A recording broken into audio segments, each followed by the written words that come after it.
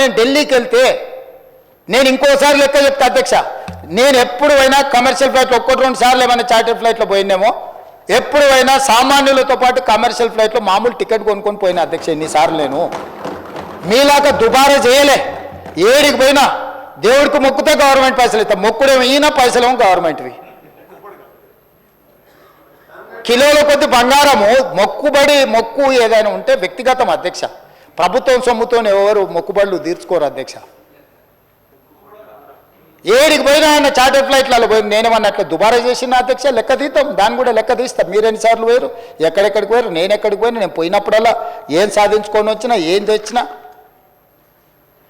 మీ కడుపమంటే ఏందో నాకు అర్థం కావట్లేదు అధ్యక్ష. కేంద్ర ప్రభుత్వంతో సత్సంబంధాలు ఉండి మోడీ గారితో నవ్వుకుంటే ఫోటో దిగితే చూసినావా, మోడీతో ఫోటో దిగిండి అని.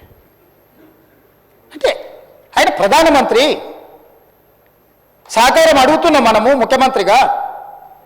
రాని విషయాలు ఏమన్నా ఉంటే మనం పోరాడుతున్నాము, పోరాటంలో ఏమన్నా వెనకాడి చేసినామా?